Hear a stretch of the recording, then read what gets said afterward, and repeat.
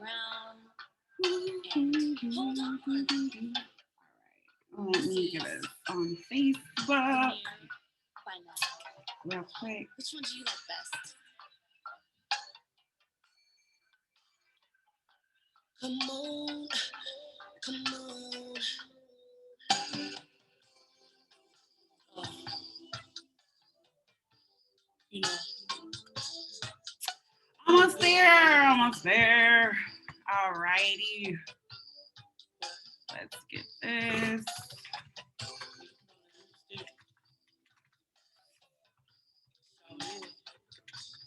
3:20, bow, bow, bow. All right.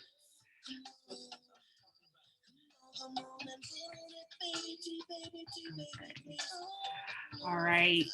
Let me stop this because I don't own this.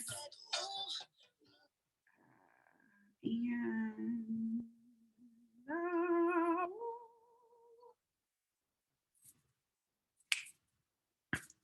I'm waiting for the abracadabra to take place.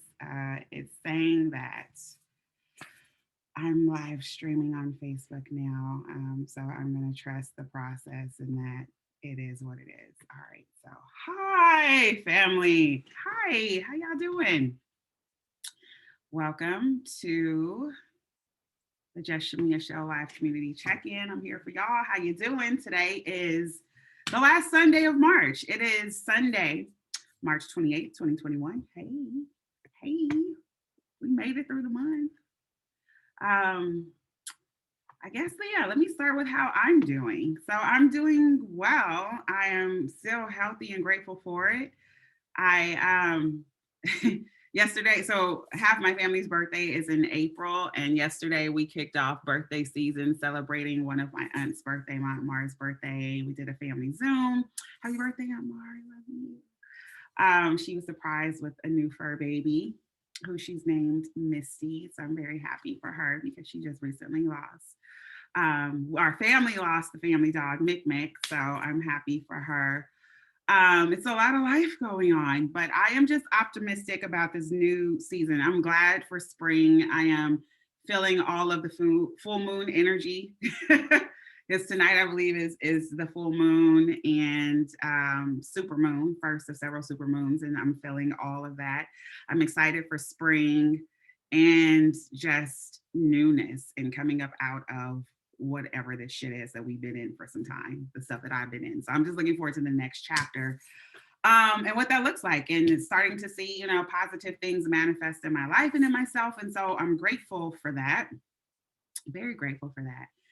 And yeah, that's how I'm doing. I mean, there's lots going on. I'm praying for a lot of folks. There's a lot of people going through a whole lot. There's some close friends who've experienced some losses recently, and I'm feeling for my friends. There's extended family that's passed recently, so I'm grieving for some folks and stuff, and it's a lot of life. But I'm grateful for my health, for my family. I'm grateful for y'all. Hey, love you. All right, so I am going to get started today with some things from around the gram. Y'all have been good with stepping up and saying, hey, can you talk about this on the Just Chamia Show? And I appreciate that. And I am going to talk about some things. So in Dear Love today, I'm not going to talk about these individuals because I don't know them well enough. But, a few of y'all have reached out and shared some stuff with me about, is his name Derek Jackson? Or Jax? So I don't even know this man. But anyway, you guys have shared some things with me, so you want to talk about that. So we'll talk about that a bit. Some of you have shared clips with me of this guy, Kevin Samuels. He is funny, entertaining, if nothing else. So there's that. So we will talk about some of that in Dear Love today. I hear you. So all right, friends. All right. Okay, so let me start with some things that I saw from around the gram this week that were interesting. So this first thing come from the girl Natasha from Insecure, and she's a writer and she's super talented anyway. And I may have, did I share this before? I don't think so, but I just like it. So reminder to stop gaslighting yourself. And this is one of these terms I'm like, what does gaslighting mean? Because so many people say this and they say it in different contexts. So I'm like, what is it? But anyway, what I'm taking up from this post is just to be more gentle with myself. And we do need to be more gentle with ourselves, Black people, especially Black women too. Stop gaslighting yourself. So here's four reminders real quick. One, you're not being too sensitive. More than likely, you don't feel seen, heard, or validated. So how does that come off? And what do I do when I'm not feeling seen, heard, or validated? You're not being too needy. More than likely, you have needs that aren't currently being met. You're not overreacting, and you're not asking too much. So just remembering those things, because sometimes we can go into ourselves and ask, maybe I'm just doing too much. Maybe I'm asking too much. Maybe my expectations are da, da, da, da, da. And I'm like, no, you have the right to feel what you feel and to have your needs and to express yourself without being seen as too sensitive or too needy or overreacting or things like that. So we got to stop with that mess. So I did like that. Quite a bit. Some of the stuff that you're peeking, we're going to talk about in a little bit. This is one that I saw about COVID long haulers and some of the neurologic symptoms that they experience long term. This is a very, very interesting article. So many people who have COVID symptoms long term, they looked at 8 months later, a year later, and a significant portion of them, or here they say May to November. Let me just read it. So researchers who tracked 100 COVID-19 long haulers, non-hospitalized patients from May to November found 85% of them reported 4 or more neurologic symptoms. So all these months later, 85% had at least 4 of these things, from cognitive dysfunction, headaches, blurred vision, loss of smell and taste, dizziness, muscle pain, fatigue, depression, shortness of breath, all these different things. So again, you don't want to get COVID. Period. Who cares if you're asymptomatic? There are people who are asymptomatic and then months down the line, they come up with all these symptoms. We just don't want this shit in our body. So anyway, I saw this. Thank you, Medscape, for that. There's more stuff we're going to be talking about. Shout out to Master P and his family. I am so proud of him and his sons. This is Hersey Miller, who's going to Tennessee State HBCU, and he's talking about his decision of why he did that. And Master P, who has been staying healthy and fit, and I follow him on the gram. And of course, coming from Richmond, there's lots of love that we have for Master P, and just, love what he's doing and what he's teaching his kids about community, about entrepreneurship, about education, about social responsibility, about the value of education, and so on and so forth. So, Black men doing well, love this, love this, love this, kids doing great things. So saw that, love that. This is something that was posted by my cousin Jadine at Just Loving Life on the gram. And it says, this woman has fought 1,000 battles and still standing, has cried 1,000 tears and is still smiling, has been broken, betrayed, abandoned, rejected, but she still walks proud, laughs loud, lives without fear, loves without doubt. This woman is beautiful. This woman is humble. And yes, she posted this about me. Y'all didn't know she thought it was about her, but it's really about me because she was telling my life. So I loved this. And it's a great reminder that, yeah, we're human and life is real as hell and we go through hella shit and it's gonna suck and you'll have bumps, bruises, tons of scars, we'll deal with a whole bunch, but keep living, keep smiling, keep loving more than anything. So this just resonated with me, and these are the kind of reminders that we all need. So love that. And then lastly, I'll share this one from Viola Davis, who congratulations on your NAACP Image Awards from last night. But she posted this and she said, introverts getting prepared to make a call. It's like, you got to warm up, you got to go for a drive, you got to lift some, you have to actually prepare for this. And it's interesting because as I'm getting older, I am accepting and falling more comfortably into my introverted space, although I feel like I've always been that, somewhat of an extroverted introvert, but I am. And it's funny when I get into these conversations with people who think that they know me. They're like, you're not an introvert because you wouldn't have this show if you did this, or you wouldn't be doing. And I'm like, no, I know how to do that and still keep my distance and, be me. But yeah, it is a process and takes some preparation for me to get up and get out in front of people and, do what I do, or to, just even to interact with people outside of my circle. And my friends laugh at me because they're like, Chamia, don't talk to people. And I want to, but Anyway, so this is just something that I saw that I thought was hilarious by Viola Davis. And there's a couple other things in here, but we will get to that in a minute. Uh, yeah. So let's pivot and talk about COVID for a little bit. So last time we were together, so a week ago, in the world, there were 123.1 million cases of COVID as of today. That's up 4 million to 127 million, 12,301. In the United States last week, we're at 29.8 million. Today, we stand at 30 million. 254,332. And then we do know, unless you've been living under a rock, that cases are surging around the country. I believe as of this morning, depending on which outlet you watch, they're saying 18 states, 22 states, cases are surging. When I looked at the map on one of the channels I was watching this morning, Florida, Texas, California were not on those, were not the states that were highlighted with the surges. But I'm like, that's where all the people are going because the weather is warm.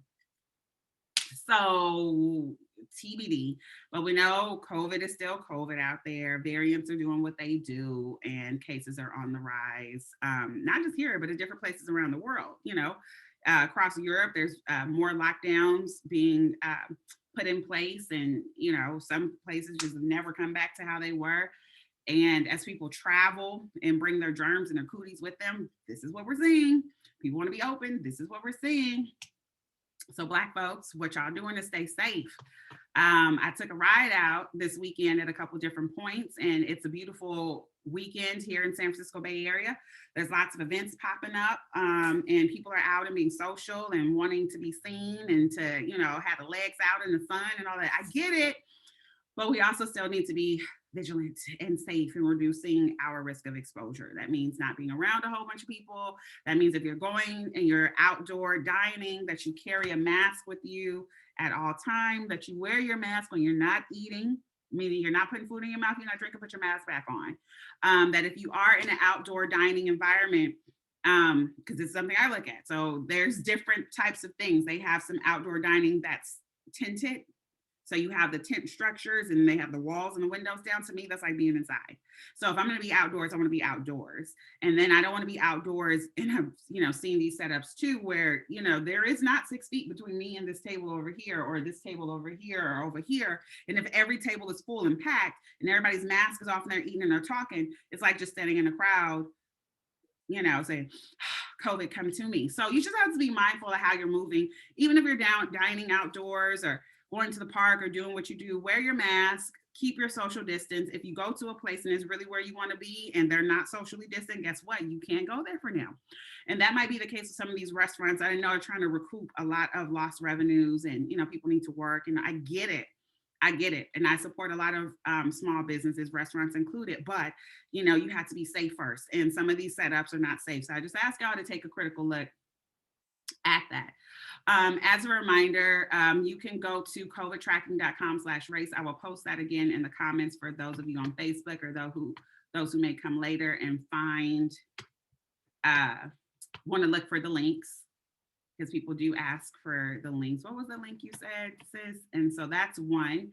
And the other, which I'm pasting into the comments right now for us to stay aware of what's happening with Black folks, is apmresearchlab.org/COVID. And then you can see death by race and all of that for the states that report that. That being said, let's talk about some other news. So I know that the numbers are underreported. I feel that in my bones, and there's data that says such, including, well, I guess I didn't copy this link and I thought that I did, but over this weekend, you can Google it and find it.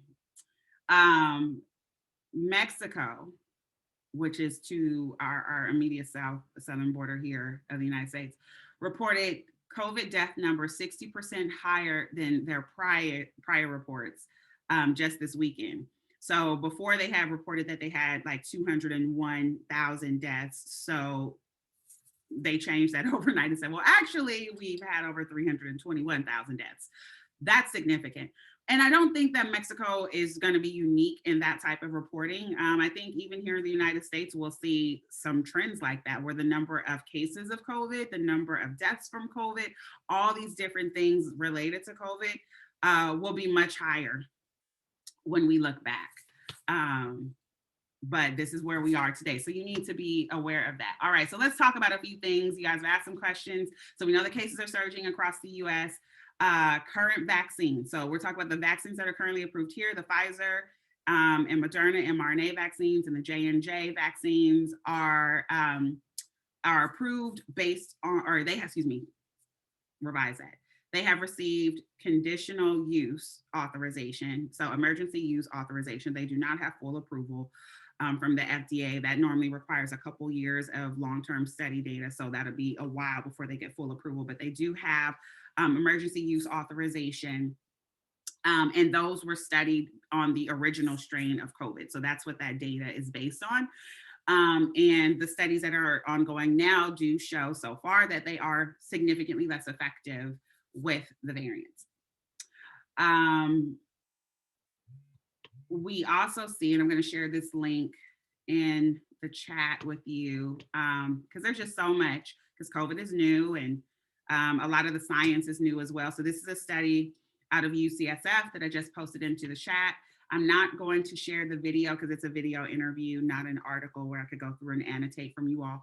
But researchers are looking at a lot of different things with COVID. And this particular one, and this is on NBCBayArea.com. So for those of you who want to look up this video piece, this interview, the topic is around, it's a sleep study that UCSF is doing that's evaluating how sleep impacts vaccine efficacy. And they're saying that if people aren't getting a certain amount of rest, or if their sleep patterns are, such that it decreases the efficacy of the vaccines. So, not just variants impacted, but your sleep, a lot of different other things I think will, in the long run, be factors in how efficacious these variants, the vaccines are.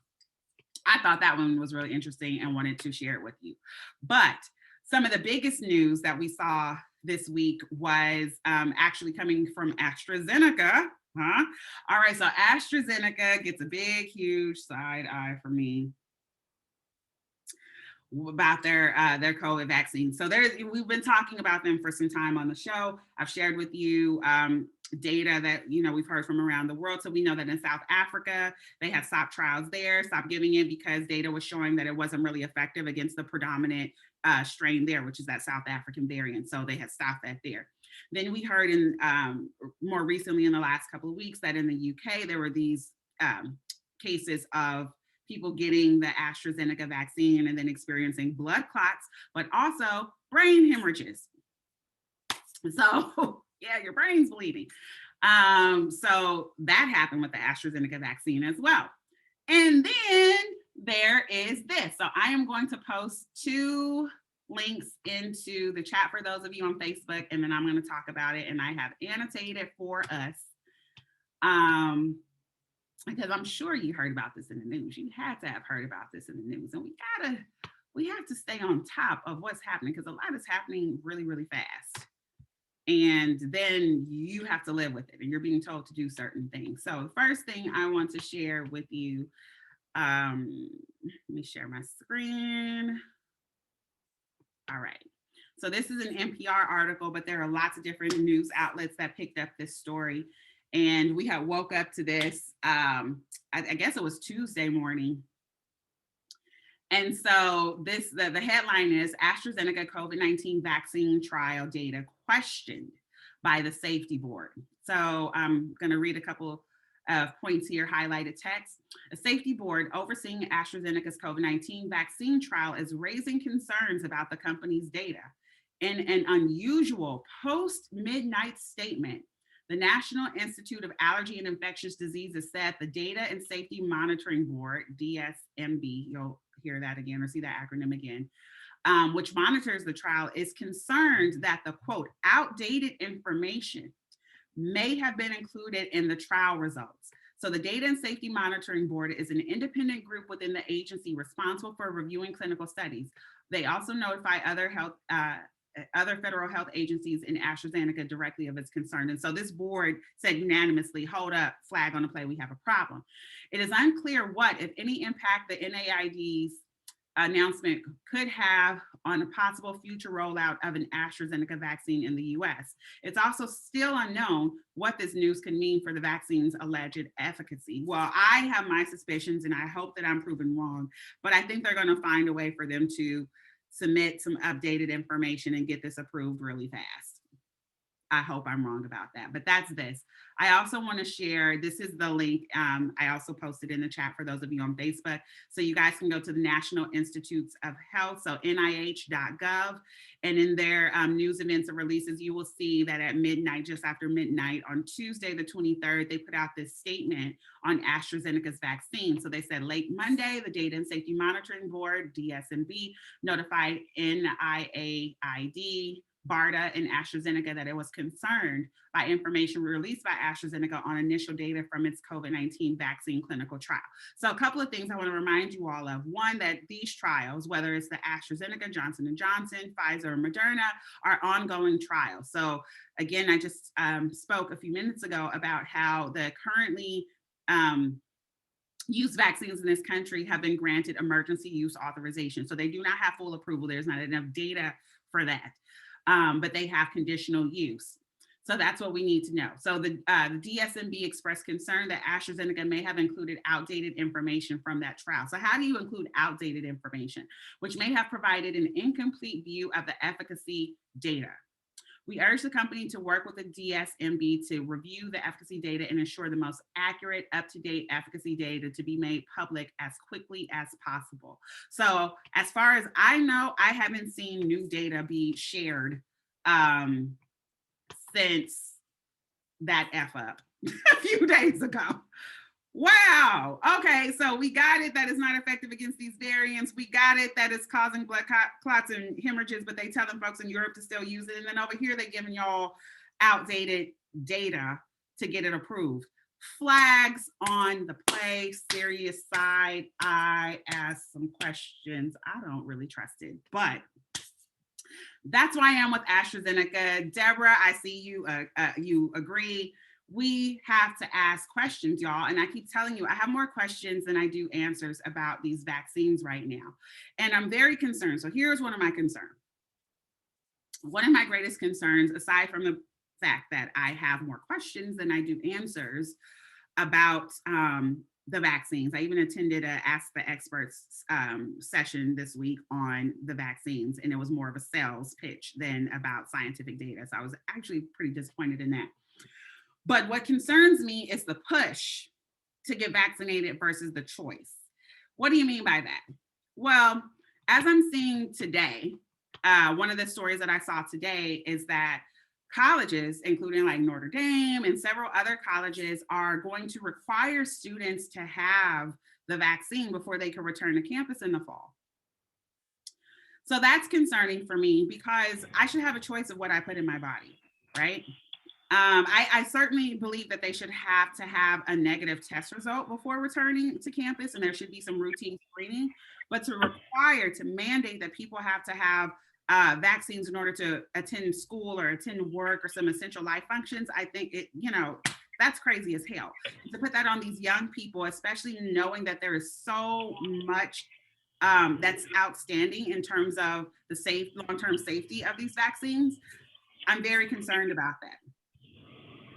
Also, how they're incentivizing vaccination. So we talked about this a few weeks ago, how they're gonna they did the vaccine parade, they brought out the Black doctors, they brought out the Black celebrities, they're telling y'all, hey, they got raps about vaccines, they offering you Krispy Kremes and money, everything. If you just come get a shot and you show this, now we see that a few companies, I remember for Staples and some other, Office Max, some of them, they're gonna what do you call that? Laminate your cards, your vaccine cards for free. It's gonna be like all this stuff, how they're incentivizing vaccination versus safe practices and testing. Safe practices meaning maintaining your social distance, meaning stay masking up, meaning keep getting tested, encouraging people to keep getting tested, screening. They're not incentivizing that and promoting that. Instead, they're, just hardcore No, I think they are though. shots. And that's concerning to me. It's also concerning, how they're really advocating for vaccine passports. And, you can't travel or you can't do this or that unless you have proof that you've been vaccinated with this COVID vaccine, which then you're going to have to get boosters for and all this because they don't know how effective it is long term. But obviously, it's not as effective because they're already going down the path of these boosters and combination and what's in first line versus second line or third line setting. Like all this stuff are outstanding questions, and I'm very, very concerned about it. And then there's this. Let me put this article into, actually it's not an article, it's a study. I'm going to put this into the chat for y'all, and then I am going to share my screen really quickly. And this is from a study, so it was accepted, published in January, this article. Let me share this. And then Hef, I hear you on the line. Hey, girl. Hey, okay, so let me give you, so the name of this study, so this is from MDI, and you can see it there. So SARS-CoV-2 spike protein elicits cell signaling in human cells. And then it talks about the implications there. Okay. All right, so I'm going to read the abstract. The world is suffering from the COVID-19 pandemic caused by severe acute respiratory syndrome, coronavirus 2, uses the spike protein to enter the host cells. Vaccines that introduce the spike protein into our body to elicit virus neutralizing antibodies are currently being developed. So these are the vaccines that we have right now. In this article, we note that human host cells sensitively respond to the spike protein to elicit cell signaling. Thus, it is important to be aware that the spike protein produced by the new COVID-19 vaccines may also affect the host cells. We should monitor the long-term consequences of these vaccines carefully, especially when they are administered to otherwise healthy individuals. Further investigations on the effects of SARS-CoV-2 spike protein on human cells and appropriate experimental animal models are warranted. So this is a study that's saying that, it's potentially dangerous and there's some potential adverse effects when these vaccines, which elicit this spike protein in the human body, that there could potentially be some long-term effects of that, especially with healthy individuals. So you can read this study, but I'm going to go down into the discussion and read this highlighted portion here when it says that our laboratory only tested the effects of the SARS-CoV-2 spike protein in lung vascular cells and those implicated in the development of PAH. However, this protein may also affect the cells of systemic and coronary vasculature, so in your heart, eliciting other cardiovascular diseases such as coronary artery disease, systemic hypertension, and stroke. In addition to cardiovascular cells, other cells that express ACE2, so they're talking about different cellular expressions, have the potential to be affected by the SARS-CoV-2 spike protein, which may cause adverse pathological events, so things within your blood. Thus, it is important to consider the possibility that the SARS-CoV-2 spike protein produced by the new COVID-19 vaccines triggers cell signaling events that promote PAH, other cardiovascular complications, and/or complications in other tissues and organs in certain individuals. In conclusion, and basically they say we have to keep looking at this and study the long-term consequences carefully, especially when they are administered to otherwise healthy individuals, as well as young adults and children. So these scientists are giving us a heads up. Hold on. When you're giving things to the body that are manipulating the body's natural immune system and triggering these spike proteins, what they're saying is that there could be some effects to our cardiovascular health, our heart health, blood health. They looked at it in lung tissue, all of that, especially when you're giving it to otherwise healthy individuals and young folk. Okay, we need to keep looking at this. And they're encouraging them to start doing some animal studies. At the very least, they were like, we need to start looking at this right now. So information is power. And when we're talking about these vaccines, I have never told anyone what they should or shouldn't do. I have family members, friends that have gotten vaccinated. I've talked to them about their experience. I know people who have decided not to. I think that whatever it is that you want to do, you should make sure that you're making an informed choice, that you have all the information that you need so you can make an informed decision. And then I think if you do get vaccinated, you need to monitor your health closely for the next couple of years, period. Look towards any sort of changes in your body. We've heard about people getting shingles and all these rashes and all kind of other things from these vaccines, but we don't know what the long-term effects are. And there could be some long-term effects and we just don't know. There isn't data yet. So we need to wait and see. All right. And Michelle, I have put you on mute, but if there's anything you want to add to that, you can just hop in and chime in on COVID. Hi. I can't hear you though. Are you still on mute? Can't hear you. You look nice. You look nice. Can you hear me now? I can. Hi. You're out in the sunshine. I'm out in the sunshine. We're here to support though. I've taken the vaccine. Mm-hmm. I took the Pfizer vaccine. And you know, that was a special thing because after I got the first shot, just my arm was sore. Mm-hmm. My arm is actually still sore. Mm-hmm. So I took that early part of February, and then the second shot came 3 weeks later. Mm-hmm. And after the second shot, I was down for the count for at least, well, I was texting with you guys about 3-4 days. Mm-hmm. And I mean, I can't remember the last time when I've had the flu, and it was basically a bad version of that. Mm-hmm. Body aches, chills, sweating, all that kind of stuff. Not really. I mean, I was able to hold down food, but not much of an appetite. Mm-hmm. And so that lasted for a few days. And so, I mean, I don't regret taking it. I am in a vulnerable population because I'm a diabetic. Mm-hmm.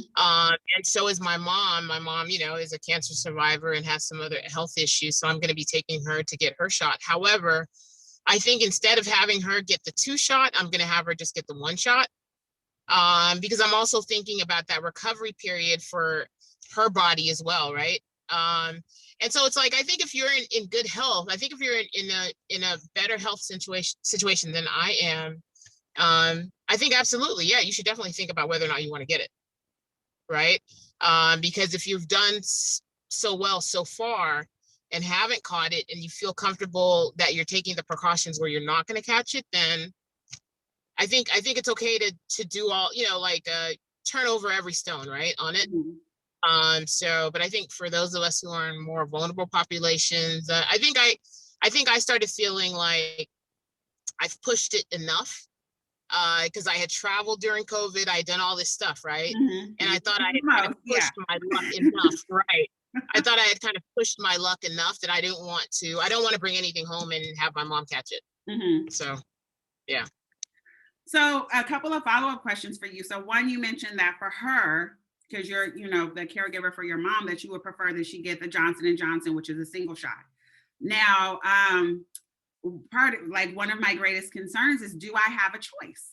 Like, can I decide that I want the Moderna versus I don't want the Pfizer? Do I want the Johnson & Johnson? And I can say to my doctor, like I can with everything else that I'm getting, whether it's a cancer treatment or birth control, I can go, or a headache relief, I can say, this is the one I want to take. I want Tylenol and not Excedrin, whatever.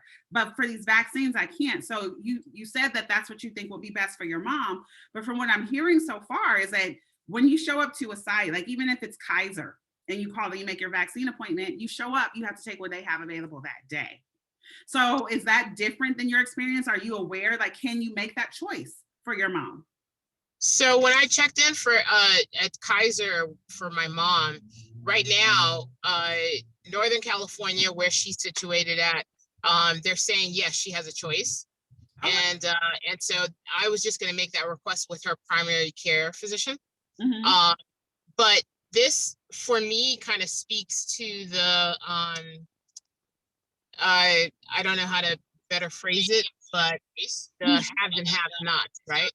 Because it's like my mom is fortunate enough to have insurance, right? So it's like, does that give you a better standing in order to make that request, right? As per folks who may want to make that choice but don't have that opportunity because maybe they don't have health coverage, right? So I don't know. I just know for now what they've explained to me. For my mom at Kaiser, I had a choice, and so that's why I was electing to do the Johnson one, the one shot. And so, I mean, but this goes back to what I was saying. When I got the shot, I definitely shouldn't have been on the list yet, right? Even being a diabetic, I'm still only in my 40s. And so I don't want to hear no smart comment from you. I'm still only in my 40s. And, okay. And so I shouldn't have been so early on the list when they were only vaccinating like 80-year-olds, right? Yeah. So it kind of speaks to, are they regulating it enough where people who are needing it immediately are getting it, right? But that's a whole other topic, right? About availability in communities that are getting served, but Yeah, it is. And I actually got an email. I was surprised yesterday or day before, I got an email from Kaiser saying that I can now schedule my vaccine appointment. I'm like, how? I'm too young and I don't have this and I don't have that. And I can think of all these people that should be in front of me in line that can get it. But yeah, but thank you for sharing your story. And I do have one other question for you. And this came out of this Ask the Experts panel that I listened to or participate, a couple of days ago. And they said that when you go and you get your vaccine, you're supposed to receive this paper, this information with a link to register with the FDA or CDC for ongoing monitoring. And they'll send you a text. So that if you have any side effects, whatever, because this is still ongoing, the trials are ongoing for all of these, and they want to just, be catching regular data of what people are experiencing. Now, did you get such information for you to register and to be sharing your side effects and participate in this national database? I did not get anything in hand saying that I had to register any place. I did have to provide my email information and all that kind of stuff. So they have that. Maybe I'll be getting something further down the line because I got my shot on a private site. And so because it was through my workplace. So it was a private site. So it wasn't, I will say this though, when we were getting our vaccination cards, the nurse said, she says, don't lose this card. You're going to need this card to travel, right? And the other nurse said, you shouldn't have said that. And I was like, what? And, because I was like, oh shit, I don't know if she made something privy to us that shouldn't have been so early on. But she was like, no, keep track of your vaccine card and everything like that. So that was the first time I had heard that possibly coming down the pipeline, you would need it to travel. But yeah, they do have all my information. So maybe later on they might ask me in, a few months, what were your symptoms, what all that kind of stuff. But I haven't heard anything like that so far. Okay, I'm going to do some more research on that and I will get back to community and let us know, because as I said, these trials are all still ongoing and we need to know what are the side effects that people are experiencing immediately, long-term, short-term, long-term, what's normal, what's different, and certainly within us, because a lot of things act different in us, the diseases and certainly the treatments as Black folks. So we need to, make sure our folks have that information and are tracking and that our experience is being documented too. So I will share more on that. I'll look into it and see what I find. And if you find something, please do let us know too. All right. So I'm going to pivot to talking about racism in America. One of the things, and I'm going to post this article into the chat. There's lots of different sources for this story as well, but in Evanston, Illinois, let me, I thought I had it open, but I guess I don't. Okay. Evanston, Illinois, it says, became the first city in the US to offer some sort of reparations to its Black residents. So I'll read a little bit of the highlighted text here on the screen. Using tax money from the sale of recreational marijuana, The Chicago suburb of Evanston has become the first U.S. city to make reparations available to its Black residents for past discrimination and for the lingering effects of slavery. The city council on Monday, so this past Monday, voted 8-1 to begin making good on its pledge to distribute $10 million over the next 10 years, with a distribution of $400,000 to eligible Black households. Each qualifying household will receive $25,000 for home repairs, down payments on property, and interest or late penalties on properties within the city. Qualifying residents must either have lived in or been a direct descendant of a Black person who lived in Evanston between 1919 and 1969, or that person's direct descendant who suffered discrimination in housing because of city ordinances, policies, or practices. Also, residents who also experience discrimination due to the city's policies or practices after 1969 can qualify. So I applaud them for the effort. Okay, I think it's a good step in the right direction. It's not a lot of money that they're talking about. They said in here what the Black population of Evanston was. It's a small percentage of the population there, but kudos to y'all for taking a step in the right direction. I think we need to keep an eye on it and see how it's actually administered and how it actually happens and how many Black folks actually get the money and are able to buy homes or improve their property and things like that. So I'm going to keep an eye on this, but great. Let's see more of it. Let's see more of companies and cities and states picking up the ball and giving us random reparations, random reparations this way. So anyway, that's one story that I would share. You all may have seen the story of Stephanie Denario, who's one of the biggest clowns of this past week.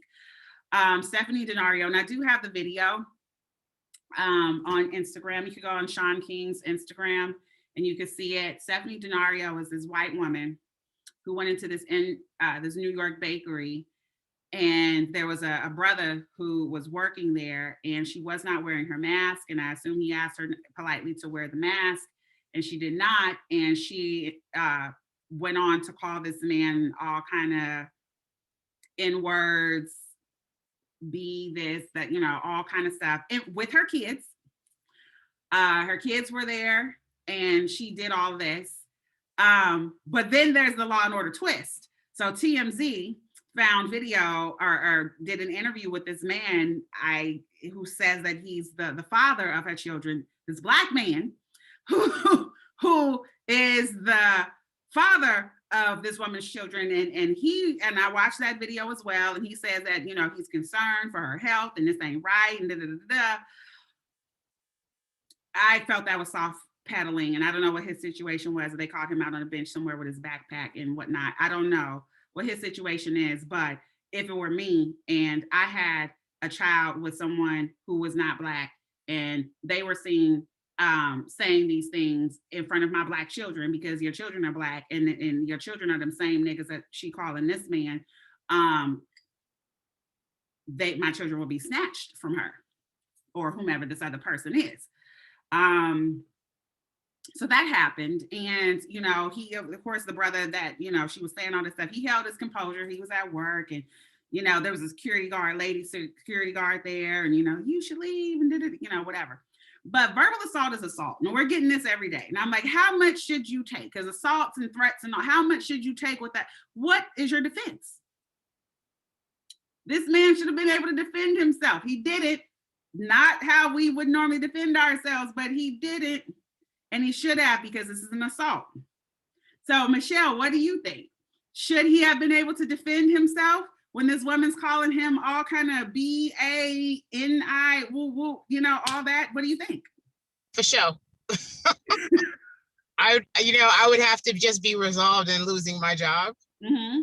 But I think it's interesting. These people are pulling this stuff while people are at work. They know folks need their jobs, right? Mm-hmm. And sometimes you have to go along to get along.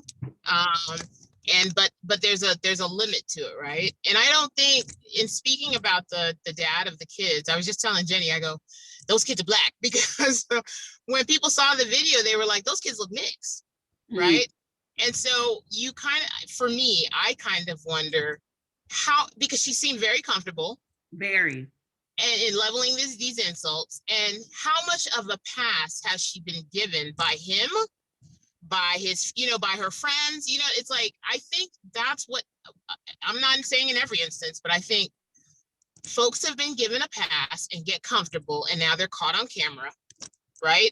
And now they have to explain themselves, right? And so a part of that is our responsibility. Why would you give somebody a pass in the first place? Just because you're in an interracial relationship doesn't mean that all of a sudden now we are that familiar where you can feel comfortable in calling me anything outside of my name, right? Especially anything that has a racial undertone to it, right? So it's like, I don't know. I kind of blame him too, right? It's not the first time she said that word. That's it. That's my opinion. It doesn't look like that's the first time she said that word. She was so comfortable, and when she said it, she was so comfortable. You know what I mean? She looked like she was working it off. Yeah, I said it. Yeah, right. I said it in. She did. I think she snatched air a couple times too. Yeah, she did.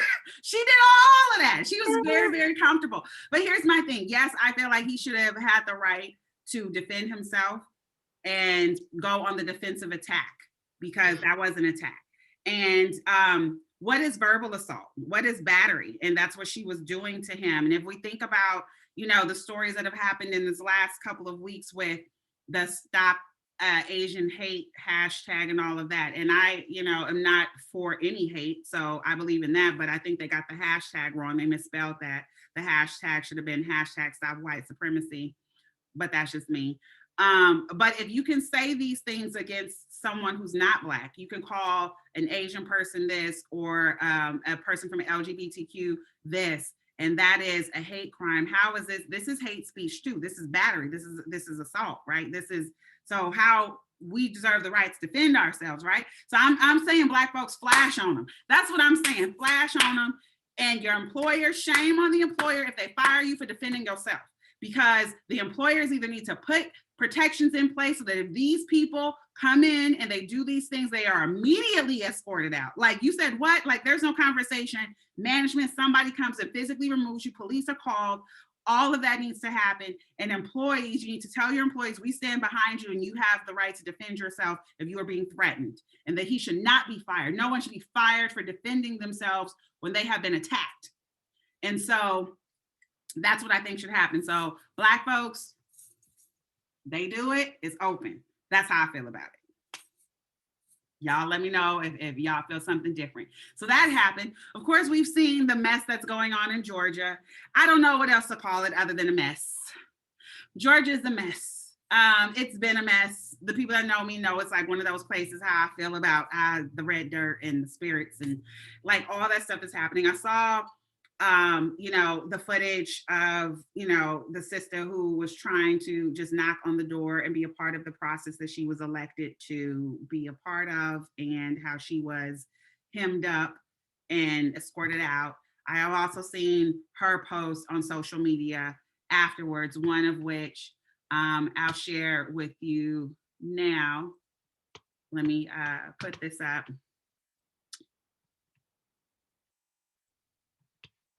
From Sister Park Cannon, who says, rest today so you can fight again tomorrow.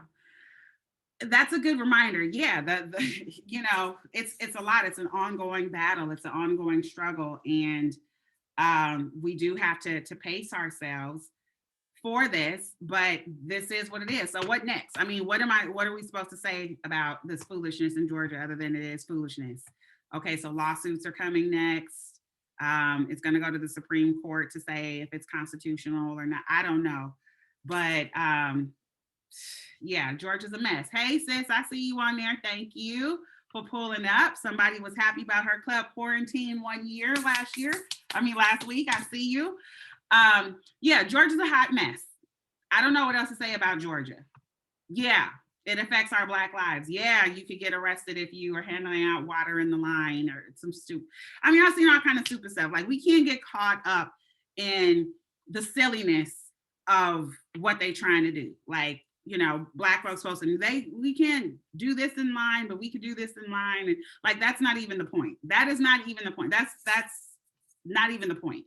So I'm not going to get into that. Georgia's a mess. The bottom line is we got to see what happens next. There will be lawsuits. Yeah.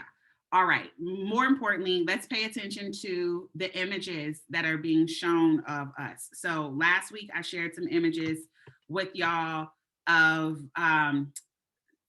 from Florida. And there were crowds of Black people, Black children out on spring break. And the images that we saw, I asked a few people about this. I said, you've heard these news stories, pick a network, you've heard these news stories. They were showing these crowds down in Florida, all these Black kids. And I said, what did you see? What were the images you saw? And consistently, this is what I heard. A whole bunch of Black kids, number one. At night, number two. Police, number three. And that's pretty consistent with what I saw. So it's spring break. We know that there's thousands and thousands and thousands of young people that are going down there, and they shouldn't, but they are. They're being allowed to come. They're being allowed to book hotels. They're being allowed to book plane tickets. They're being allowed to drive in. They're being allowed to do all this stuff, to go to these restaurants. None of those things are closed. None of those businesses are accountable here, which is a problem. But then we also know who else goes to Florida. Who's out in Florida more than any other group of young folk? Young white folk. We didn't see any pictures of them. We didn't see any pictures from the daytime on the beach. We didn't see any pictures of, that South Shore area, South Beach, and what does that look like with all those restaurants and the neon in the picture? We didn't see all of that. We saw some very specific repeated images across networks of groups of young Black people in some other area, not right there by the water, invited to come and then attacked by militarized police. That's what I saw. Now, if you all saw something different, please let me know. If you have some more images from news outlets, please share it. But when we talk about racism in America, we also have to look at the images that they are portraying of us, and then the narratives that they attach to those images. And so here's one where we see perpetrated across. It's COVID, and you got all these kids out here wilding out, and then they're tearing up stuff, and you got the police coming, and the police are having to use force against all these Black children. Look at that, because we know who else is there in mass, and there's so much more than meets the eye, but that's also an attack on Blackness, y'all, and y'all need to pay attention to this, and then also stay out of there. Young folk. Yeah, COVID is still real. No, y'all don't need to be going down there. No, you don't need to be congregating in mass and doing all that stuff. No, but look at how they flipping it too. So I want to do that. And then on the topic of images, I'm not going to play this video, but I am going to put up, let me share my screen because I don't want to, let me pause it in just a place. There, I'm going to pause it there. And then I'm going to share my screen. Because as I'm talking about how words and images are weaponized against us by others, we can also do it ourselves. So in this case, Dr. Umar Johnson posted this video of Black folks on spring break. And what he said was, shame on all of the Black men who stood around and watched these sisters embarrass our people like this. This is an insult to all dignified and honorable Black women everywhere. I am tired of us participating in the assassination of our own public image. Where is this type of energy when our people are maligned and oppressed by our real enemies? And I did respond to his post. I don't see it right here on screen right now. But basically what I said to him is, well, why did you post this video? Why did you post? You posting this is part of the problem. You can speak to the story and speak to the issue without reposting this video.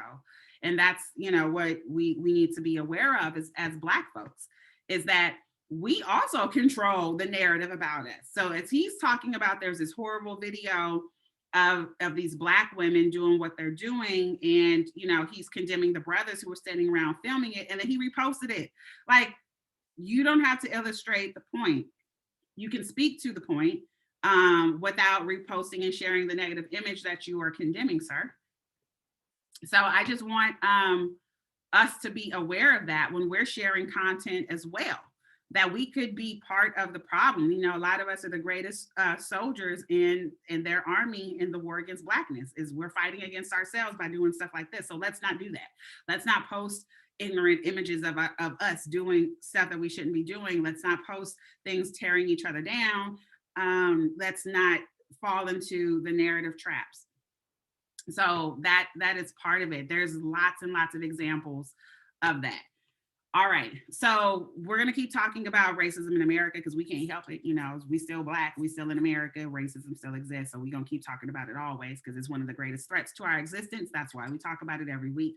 And so much that happens falls under that category. So we'll keep talking about it. But I do want to pivot and talk about self-care. Then we're gonna get into Dear Love because there's folks who wanted to talk about these other issues and y'all have some insights. So I want to give you the opportunity and the stage to share with me some of the insights that y'all have about whoever this Derek Jackson is, etc. So first, let's talk about self-care really quickly because self-care is essential. Self-love is everything. It starts with me.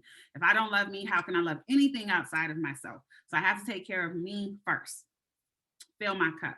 So what have I been doing for self-love this past week? What does that look like for me? I have been gardening. I continue to do that. 'Tis the season. Get it in the ground. Digging in the dirt is therapeutic, helping life to grow, and just, you know, it feels good to me. It feels good that I can provide this beautiful green space for my child. It feels good that I can beautify my neighborhood with my gardening. It feels good that I can share the fruits of my labor with my family and my neighbors and community, and it's all healthy stuff.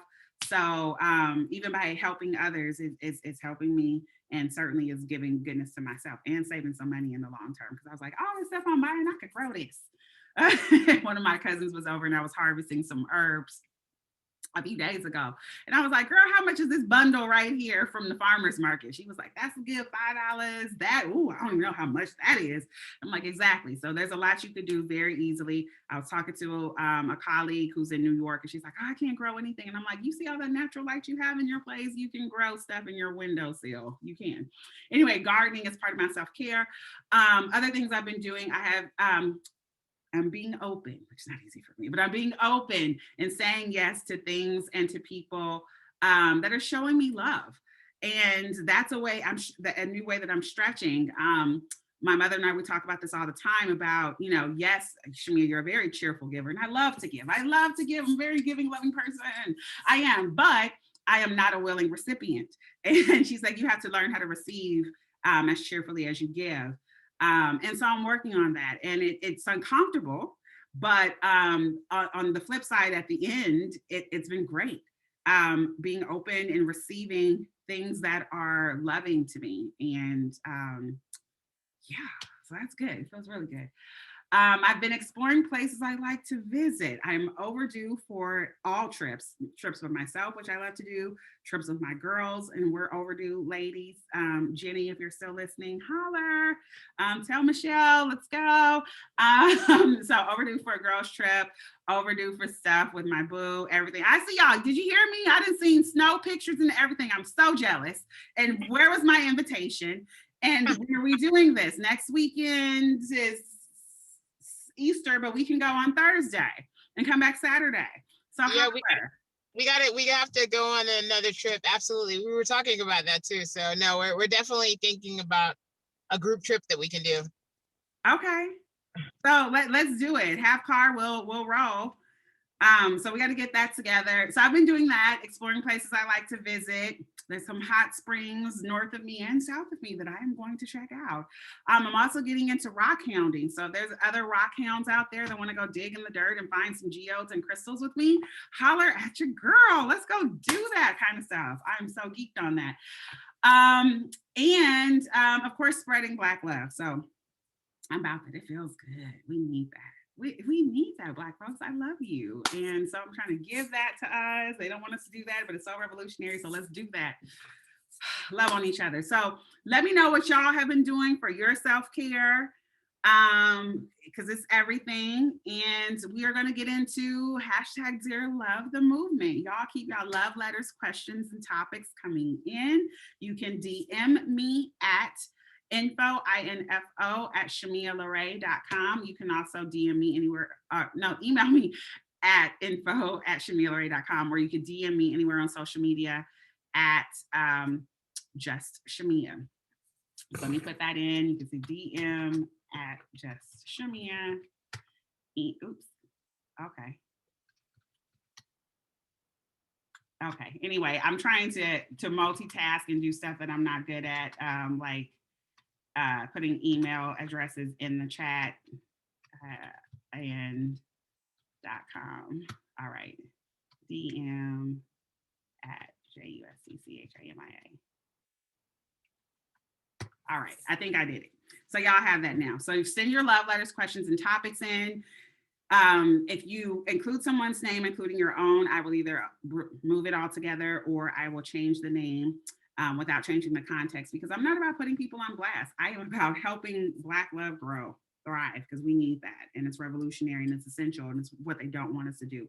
So I want to support you loving yourself, you loving family, you loving our community, us loving each other in healthy relationships. So that's what I'm about.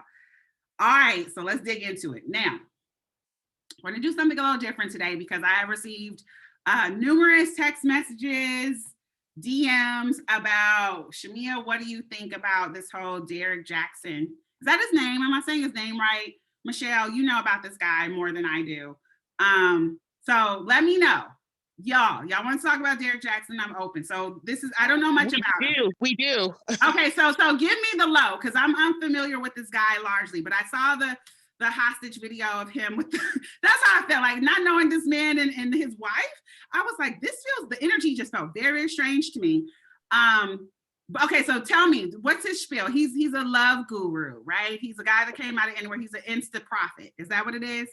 He is. Yeah. Insta prophet on love and relationships. Okay. And the thing is, though, he gives very absolute type advice, right? Is what I would coin it. So like, he's like, if you have a guy that's cheating on you, he's done it before, and he is, it's like, there's no comeback for the guy. Right. And so on the door, passenger door. Sorry about that. I'm sorry. I'm like communicating here. Yeah. And he's like, yeah, there's absolutes in his commentary about relationships. Right. Mm-hmm. And so he's been this guru, and then turns out that he has cheated on his wife for probably about the last 4 years. Mm-hmm. Mm-hmm. And about 4 years. Mm-hmm. Recently, now all the side chicks are coming out. And I guess I feel bad about calling them side chicks. They're not side chicks. I mean, these are women who did not know this person was involved in a marriage, and that he lied to, or he suckered, or whatever, right? And these are very accomplished women in their own right, right? But now they've been coined side chicks. Are coming out and speaking and that sort of thing. Other YouTube and Instagram prophets that he has dogged out are like, hold up, right? Hold up, you know what I mean? Like, for instance, Pastor John Gray, who has a large following himself, he and his wife came out, and they were having some marital problems. This guy commented on it. And so it's kind of like, wait a second, you're such a hypocrite, you know what I mean? Mm-hmm. And so anyway, so then now what has occurred is his wife has said, now she's come out with all these videos, right, defending him. Mm-hmm. And so, but it looks very much what Jenny coined it as is Stockholm syndrome. She said she looks like she's being held hostage, right? Because it's almost like he's lording religion over his wife. And is religion part of his usual spiel? Yes. Like, he's like, okay. It is. I don't know if it's the wife that's more into the religion, but I get a sense that he uses it against her. Mm-hmm. Just in some of the stuff that he says about, because he's quoting scripture when he's like, the woman should stand beside her husband at all costs, right? And because now his tone has changed, right? Well, you make the mistakes, but it's okay for the wives to stand by you. That wasn't his tone before. Mm-hmm. And so that's what makes him look even more hypocritical. Okay. And the comments are saying that his mask fell off. He is a narcissist. I don't know anything about him to say like these things are true, but I saw like the Black universe on social media was ablaze and like, oh, this man did this. I'm like, who this? Right. So, okay. So my general philosophy is that people's personal business is their personal business. What happens in their marriage or relationship is not my business. unless you're part of my tribe, in which case I have all the opinions for you. But he's not a part of my tribe. He's not one of my people. So like whatever happens with him and his wife, you know, that's their business. But so here we are. And you have this man who's been giving relationship advice to people and then had his own relationship issues and I guess is walking a different walk than what he had been talking, is the gist. And then you have this woman who people had never seen or rarely seen, you know, this is not her bag, not her profession. And then she's coming out and saying, hey, I stand by my husband. And, you know, God is with us and etc. Okay. So here's my issue from what I saw is two things. One, people, what are your expectations of your partner? What are your expectations of these people that you're going to for advice and holding it as Bible? And there's a huge difference between wisdom and opinion. And I don't know if this man is wise or not. I don't know anything about him. I started by saying that. But I think that there's a lot of information out there and everybody has a platform with social media. And so it gives us a need to be even more discerning. Certainly discerning the difference between wisdom and knowing and inclining our ears and our minds to wisdom versus people's opinions. And maybe he's someone that was very opinionated about love and relationships, but people held that as wisdom and held him as an authority, which, I mean, I go to instant therapy for a lot of different stuff, whether it's funny stuff, grief stuff, love stuff, whatever. There's lots of stuff, but I hold it all with a very big grain of salt, a block of salt, because I don't know these people or these fools or whatever, and you can find anything to suit your life on there. So you have to, you know, have some balance in your brain of, are you getting just someone's opinion about your life, or are you getting really some wisdom from a reliable, wise source? Mm-hmm.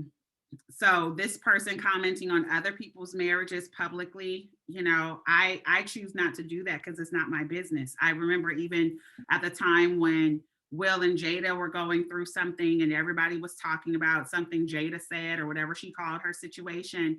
And I'm like, oh, okay, I'm listening to y'all tell me what's up, but that's not my place to speak on what's going on her and Will's marriage. Again, she's not part of my tribe, so I reserve my opinion for people I really give a fuck about.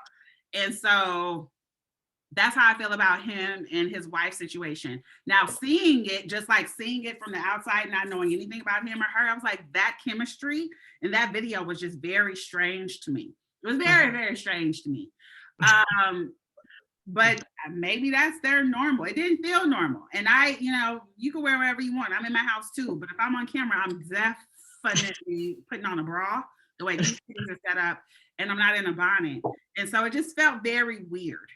I mean, not just because it's not about how she looked and downing her because she's a beautiful girl, but it just the whole thing felt weird.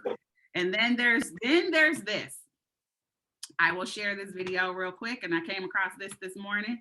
Hold the phone. Let me share this and let's talk about it.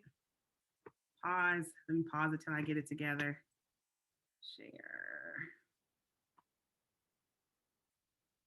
So I guess she's put out several videos, Mrs. Jackson. Ooh, hold on. You see a bonnet, I see the helmet of salvation. You see an army green shirt, I see the breastplate of righteousness. I did not come here to play games or play dress up. You might see a wave cap, but I see a do-rag of desire. You might see a black man in a hoodie, but I see a line with shades on it. I did not come here to play games and to play dress up. You see a bonnet, I see the helmet of salvation. I'm sorry, I just had to laugh because I thought she sounded ridiculous. She's like, and I mean, come on now. Like, my father's a pastor. I grew up in the church. I'm not the super churchy girl at all, but I'm like, I know about the, you know, the sword of truth and the breastplate of righteousness, all that, right? And she's like, you see a bonnet. And I thought I love Remix God's Way for that. You know, he's like, you see a wave cap. I'm mad he said a do-rag of desire. I'm really mad at that. It was funny. And I'm like, I'm not trying to like laugh at anyone's pain or whatever they're going through and whatever they feel the need to respond to this mess. I ain't got no comments on what y'all did or what this man did.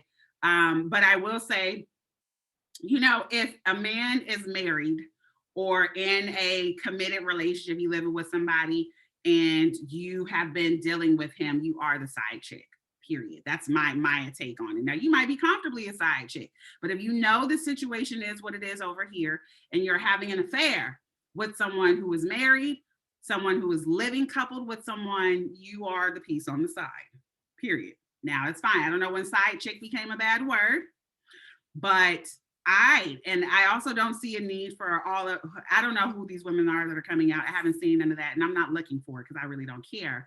Again, he's not part of my circle, my tribe, but you know, why anyone would feel the need to come out and say, oh, me too, I slept with him and I've been doing it for this long. Like, why? Is it because it's trendy right now? What does that say about you? And why does his wife need to? She knows what it is, whether it's one woman or 5 women or whatever. She knows what she needs to know to make whatever decision she needs to make. She sees it. So what is the point of this? What are your thoughts, Michelle, about coming out and telling that she's been slept with this man? I think for sure there are people crawling out of the woodwork right now. Mm-hmm. I think one of the women, I think she legitimately felt duped because now she's pregnant. Oh, she's pregnant by him? Yeah, and so she was saying, I didn't want to have a child, you know what I mean? Mm-hmm. But he started hitting her with the religion. Uh-huh. So she's like, I feel like I was kind of duped because she also didn't know he was married. Mm-hmm. And so, you know, I kind of feel like, you know, he's definitely done some damage, right? I don't know any of these women personally, right? Mm-hmm. I just know the one woman who came forward, she said she's pregnant, she has her career, you know what I mean?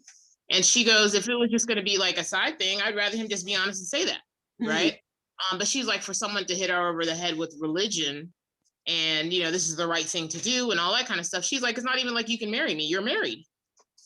And so, you know, she's just like, she's seeing of this man. If he's married and got a whole family, how much time was he? I mean, because I just know me and I can't speak for nobody else and how they date.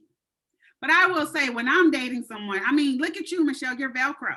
We can't see you without seeing Jenny. We can't have a girls' night without your other girl. And she's a girl, but I mean, still, she's not one of the girls. So all that's to say is that when I am dating and in a relationship, hey, Jenny, love you, because I know she's right there. I did call y'all Velcro to your face. But all that's to say, when I am with someone or like I'm rocking with you, I become Velcro as well.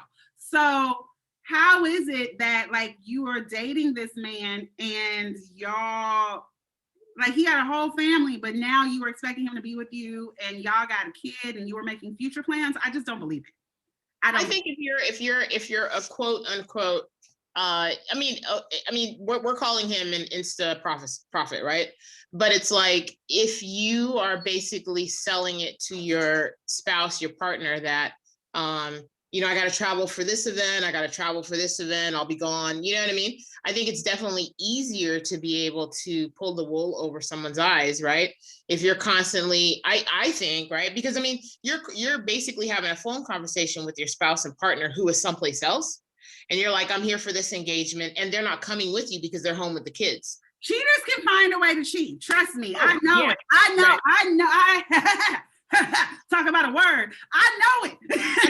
I know it. Cheaters will find a way. All I'm saying is if someone, I mean, maybe people do. Maybe you don't have to live together in order to be together and plan a life together. You don't have to be in the same city. I don't know. I'm not set up that way.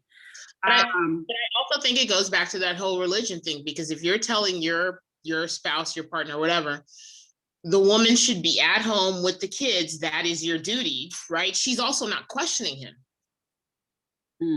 See, that's the thing. That's why I'm like, I think a part of that is that whole religious hostage thing, because she's going by her duty. She's going by her duty by what her church is telling her, what he is telling her. So she's not questioning anything. Why would she, if you know, it's almost kind of, I mean, I don't know. I think my opinion about the religious hostage thing, right? But I'm saying it also kind of explains why there would be no questioning. So you think that he's exploiting people's these women's weaknesses and their belief in God and holding that. Uh, okay, let me read a couple of comments and let's come back to this discussion. So one comment, if you go back and watch that video with his wife, it is clear cut he is a narcissist and he knows he has exposed himself. His apology was horrible and didn't seem heartfelt. He talked about himself in the third person. That was very weird as well. His wife has some underlying issues. Her video she did by herself was strange as well, and she clearly needs help. That narcissistic man has torn her down behind the scenes so bad she has no clue or even knows it. He has broken her so bad. Maybe, I don't know. I don't know him or her to say this, and this is the problem with the outside looking in on someone's life. You don't know, and we are taking it all with sound bites and literally Snapchats and Facebook memes and trying to piece together a whole story and narrative about what it is in her life. And I'm like, all I said was that the shit was weird. Like it seemed weird. And then in terms of him, I don't know nothing about this man to say. He might have said some good stuff. I mean, even a fool can make sense sometimes, so I don't know, but I think for me, it boils down to, even with this show, people like, Dear Love, like, who are you, Chamia? You ain't no expert, woo, woo. I did write a book, and that's all Dr. Phil needed to get started. So, but anyway, no, I know what I know. I know what I know, and I'm coming from my place of expertise, and I'm assuming that's where he's coming from. With this religion thing, again, this is a big problem that I have with people that are religious versus people who are spiritual. Is you have to, whatever your faith is, whether it's Islam or Christianity or Buddhism or Hinduism or whatever it is, let it be based on some sound doctrine and your own understanding of it versus someone's dictation of these things and principles to you. So if you know the Bible, for example, what does the Bible say about people and how they should live, about men, how they should live, about women, how they should live? And hearing this man say numerous times, what I preach, that's I was like, oh, is he a pastor somewhere? Does he have a church?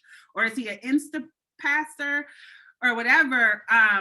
But even in that, like, what doctrine is he using? Is he anchoring to? And have you read that? And do you know and understand that for yourself? You have to know the difference between wisdom and opinion, and wisdom given from a reputable source. So I'm just confused. And why are we so upset by this? Are we upset? Or are we just entertained? I am entertained because, okay. because this is like my folks was upset. I'm like, what happened? I am entertained because this is a straight people problem right now. But I think I was the thing is I never liked him, right? But I had a lot of friends from Tuskegee who were supporting him, one, because he was alumni, right? And then two, because they were liking what he was saying, right? About relationships and women and men and all that kind of stuff. And I think people were disappointed. Well, I think at the very base level, people want to see people who are not mainstream entertainment thrive, right? And succeed.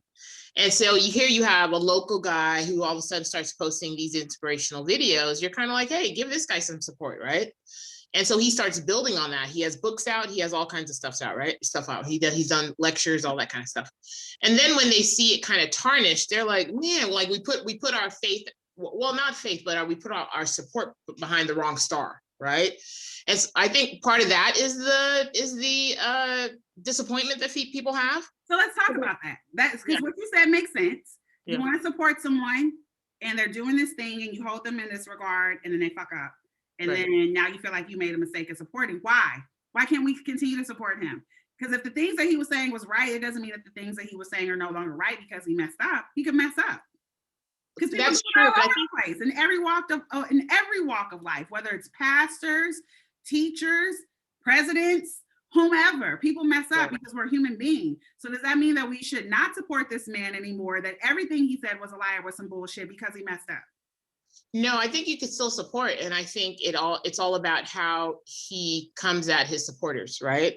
But when the first thing out that you come with at your supporters with is having your wife be the front of your apology, that's a problem. And then when you come out with your second form of apology as you talking about yourself in the third person, that was the wrong way to go too, right? And so I think it's totally possible to be forgiven of, you know, of your mistakes, right? Because we all make mistakes. But I think not only did he make the mistake, then he doubled down on it. Mm. Right. And so, you know, he could have just as easily said, you know what I've been saying, I still believe in. But let's say he wants to go the religious route. He could say, you know, I backslid, pray for me. Right. He didn't do none of that. He was like, you know what I mean? He's like, you know, when he's talking about himself in the third person, he's like, I see a man who's trying to be faithful and whose wife wants. I mean, I'm like, oh, stop, please stop doing the third person. It was very strange. It was all very strange to me. I don't know. I pray that, you know, God's will be done in their lives. And that's it. And that anybody else that's involved, you know, that they are healthy as well, including this woman who you said is pregnant now by this man. And that's a whole nother dynamic that they're going to have to figure out forever, because he has these other children over here too. I want to introduce another component. And I was also sent several videos on this man, another man I don't know. His name is Kevin Samuels. So Kevin Samuels, and I'll try to tee up a little bit of what I got from this guy, on this guy. Kevin Samuels seems to be another one of these people, you know, who gives relationship advice. He has a YouTube channel. He does some stuff on Instagram as well. So this one video that I was sent, he's telling, or the headline is, so I'm not an 8 like Beyonce. So he's having this conversation with this young Black woman who's, I believe, in her 20s. And she's advice seeking from him. And he's telling her how she needs to be making these facial expressions and rolling her eyes or get up off his phone. And this must be like what you're like in dating and all this. I'm like, you telling her to fix her face? Like, she can't express herself or move her face and her eyes is doing too much for you. But I from what I've gathered, he is defending Black men in a way, like saying that, you know, the average Black man makes $45,000 a year, but Black women have these unrealistic expectations that whomever they're going to find to be their man is going to be making $150,000 a year, which is only the top 8% of men. But then you ain't even in the top 8% of women. If you look at yourself, like, how tall are you? How much you weigh? You know, like and then he goes into breaking down these Black women, but then he also breaks down some Black men. It's like, bruh, you ain't got nothing that nobody wants. You only make this, you short and you fat. Like, don't nobody want that. Like, so he goes and he tears people down and give advice. Like, you have to be this in order to attract this. In this particular video, you know, when he hung up on the girl, he went to talking about, you know, he didn't see her full body, so he can't validate that she's the 6 that, you know, he suspects that she is. But she might be lower if he saw her whole body, because she has this round face, and traditionally men don't want no round face. I'll play a few seconds for you. Yeah, I see your face, Michelle. Yeah, that's what I saw. And I'm like, this is who y'all watching and listening to, Black people? Okay. Oh, y'all better hurry up. Okay. I want to be married or whatever. I want to be in a relationship, but I feel like maybe I'm a little too picky. How tall are you? I'm 5'3". Dress size? I'm like a 4. I recently had surgery, so I have like What kind of surgery? I don't want to blast myself. You got like 6,000. Okay. How much? What's the most you've ever weighed? Share. What's the most you've ever weighed? 150 pounds. What's the average Black man make in this country? You said 50,000. So. Yes. Okay, I'm gonna skip forward. You're not them. You were born with Western sensibilities. Man. But what I'm saying is, okay. All right. Listen. Okay. Where do you live? I live in Atlanta, Georgia, but I'm with your parents?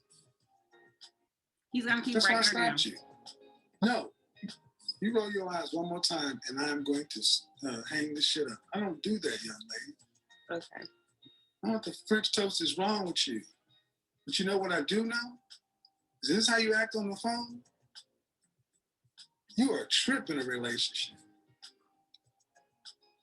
And I've tried to be really nice to you. For acting the way you do, bucking your eyes and shit. This is live. People are looking. Okay, so I'm gonna get off live because I feel like you're being a little outrageous. But thank you so much. Oop, and then he hung up on Yeah, her. you don't come over to somebody's place playing games. Bottom line is, are you women? He's so rude. No, women like her are rude. Come over to somebody's business, bucking your eyes. That's another woman for whom the average earning man would not be good enough. See, what I want for you ladies is to start understanding every time a woman says that they need a man in the top 15, top 10, top 5% of earners, they are telling the rest of men you're not good enough. Well, if they can say that, that's fine. But they're going to have I'm like, how do I make it stop? Okay. How do I make it stop? Make it stop. I can't. Okay. Well, so this is another one of these Instaprop Facebook. I don't know, because I don't know this man. He's also someone I don't listen to. I don't know where he came from, what his background is, but he's another one that the culture is listening to right now. And folks are adding me about this guy who gives relationship advice to women and I guess to men, but he does it, I think, by breaking folks down. Now, what I think, like a couple of things I've tried listening for, like what's the knowledge in there, what's the things that make sense. I think, yeah, it's important to weigh our expectations, right, against reality. I think that we have a lot of false expectations of ourselves and how we should even look. And then certainly the things that we project onto a partner as Black folks, men and women. For example, we're living in one of the most successfully racist systemic systems in the world that has kept our earning potential, our buying potential, our education potential, like all of these things handicapped for generations. So then if you look at the top percentage of white male earners and how many of them make over 100,000 a year, 150,000 a year compared with Black men or women, yeah, you're going to see some variance there. And I also don't think that by having a desire for a person with certain qualities, attributes, or abilities is certainly rejecting a whole group of other folks. I don't do that. That's just me. But that's what he was saying. I think saying bucking your eyes and doing, I'm like, what the fuck are you saying? Like, we all think with our face. Like, we all express here. We all do that. So that's craziness. But again, Black folks, I can't comment too much about this man because I don't know him. I don't watch him. But same thing applies that I said with Derek Jackson, which is you really have to consider the source and who are you giving all of this presence in your life to? Like, are you giving these people presence and sway over your life and how you think and how you feel? Are you taking, oh, here's a nugget over here, I'll apply that, throw the rest back? What are you doing? How are you evaluating like who you listen to and what you adopt and what it makes you think about yourself? And then what it makes you think about your partner. You can have somebody totally good and go listen to these people and fuck your whole life off. I don't know. Like, Michelle, have you heard about this guy? Yeah, I've heard about him. I've seen some other videos that he's basically done the same thing and kind of broken down the caller. And I think again, I think who wants that? Like, why do people call for that? Like, I don't need anybody to do that with me. Even my therapist don't break me down like that. Like, right. Yeah, I don't know. I think again, it's like you were asking about whether it's entertainment or whether it's actual, you're taking this stuff for gospel. And I think for me, again, it's just entertainment, right? Because it's always interesting. Like, yeah, why would you put yourself in that kind of position, right? To be broken down like that. Mm-hmm. I don't like him either. I get very much of a kind of,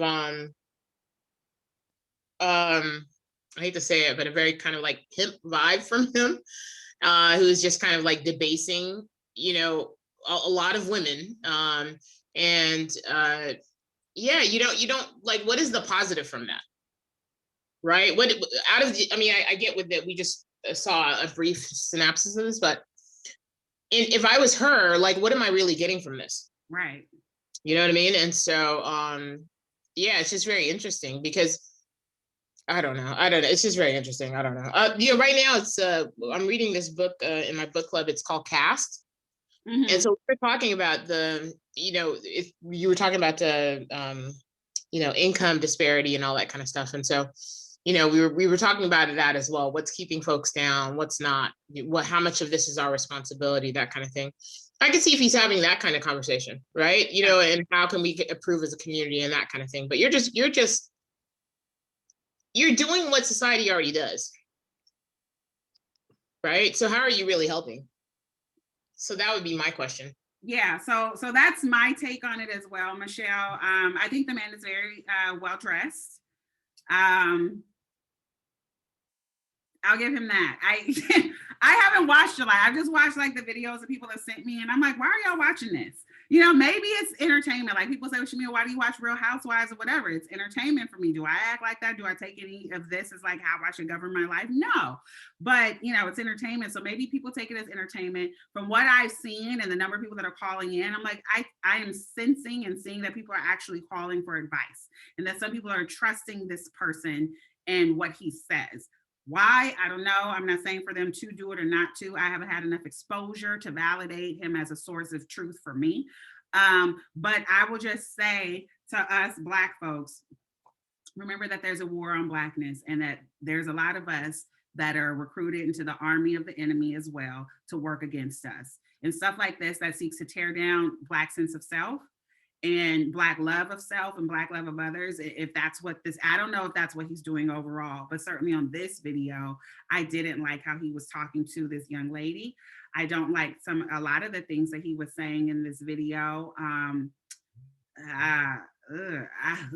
That's my my only takeaway. And I will, you know, for those of y'all who are sending me stuff, like, what is it that you get from this? And then we can have a conversation about that. But you know, my advice is to consider the source. And then also for you, as you're taking in information, evaluate, is this someone's opinion or is this really some wisdom? And what does this mean for me? And then you have to really take all of that into consideration, weighed up against how we actually live in this systemically racist system that will see us hating ourselves and hating each other. And tearing each other down and constantly seeing lack in ourselves and lack in each other. And I was hearing a little bit of that talk, you know, that coming out. He didn't package it that way when he said that, you know, you Black women who just want a man who makes a certain amount. Well, what that immediately says is that all the rest of us are not worthy. I don't think it says that, but I can see how it can be seen that way. And in any case, we have to look at the realities of how we exist in this country. You know, if what we're being seen and shown constantly is that you do have to have at least a Mercedes, but a Bentley would be better, that you at least have to have an hourglass figure, at least with the waist trainer that you wear every day. If you can't surgically get one, that you at least have to have a big ass. If you wasn't born with one, that you got to go buy one, that you at least have to, so on and so forth. If that's those are the images that were being shown, and their bar and their standards for success, and how we look individually, how we feel about ourselves individually, and then how we show up in relationships, if that's what we're listening to, and then we turn to these sources that support and validate that, well, then we have a problem. We're just continuing the cycle. So with everything, you have to weigh it against love. Does this sound like love? Does it sound like how I would think or what I would feel if I loved myself? Does this sound like how I would approach a person from a place of love, even if I'm just getting to know and loving you for how you're showing up in front of me as I'm meeting you? Am I meeting you with that respect? And from that place, if it's not sounding like that, then you probably need to set that down and some other shit. So that's my hot take on that. Michelle, you want to add anything on Derrick Jackson or Mr. Samuels or other Insta prophets? No, I think you've given them enough airspace. But yeah, sometimes you have to just take the best and leave the rest, right? And so even if you want to take some of the advice, but I wouldn't I wouldn't suggest absorbing all of that, you know, Mhm. because it just seems very detrimental. So, yeah. All right. Cool. All right. Well, let's close it out with a reminder to keep your Dear Love letters, questions, topics coming. We can talk about it. I'm happy to talk about some things that we're seeing out in the universe like this. I don't want to, get on these other people's platforms too much, but things that are being buzzed and talked about amongst our collective community, I'm happy to do that. And it's not about bashing anyone. Like I said, again, I believe in love. I love love and relationships, and I respect people's privacy. So I'm not about commenting on their personal situations, especially if I can't see it and really don't know about it. But just really love more, love yourself more, be still when you're uncertain, and then move forward from a place of love. I want to encourage you to keep your love letters, questions, topics coming in. Hashtag Dear Love the Movement. You can DM me everywhere at just Chamia, J-U-S-T, Chamia, C-H-A-M-I-A. You can also email me, info@chamialarae.com. Keep them coming in. Before I get out of here, because I know we're slightly over time, just want to give a couple shouts out. One to Ryan Nicole in Oakland. She dropped off my delivery of my Old Bay sweatshirt. I'm so juiced to wear it. So thank you for that, Ryan Nicole, supporting other Black artists, local business, all of that here in the Bay. So shout out to you. Also want to give a shout out to the Anti-Police Terror project out of Oakland. And I'm going to try to pull this up really quickly. Yeah, let me share my screen.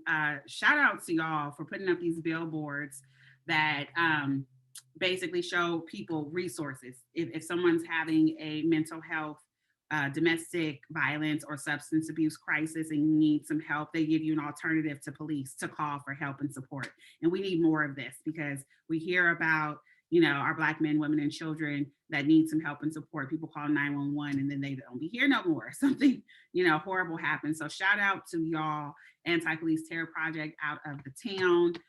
For putting up these billboards, for trying to advocate and provide us with resources to support Black mental wellness and getting us what we need. So shout out to y'all. As always, shout out to the truth tellers. We appreciate y'all. Yes, there's a war on Blackness. There's also a war on truth. So shout out to y'all who believe in keeping it real. I love you. I appreciate y'all. Black folks, I will be back soon. Not next Sunday because it is the Easter Sunday holiday. Then I know that we also have Ramadan coming up. So I'll be back, but y'all keep them coming in. Keep the stories coming in. Let me know what's on your mind. I'm here for you. I'm here to be a shoulder, to listen. If you want to participate in the COVID documentary, I would love to talk to you. Remember, you can email me, info@chamialarae.com. If you're on YouTube, click that subscribe button so you can always see videos when they're updated or uploaded. Click that like button. Continue to support, continue to be love and light. And I love y'all, Black folks. I'll see you soon. Toodaloo.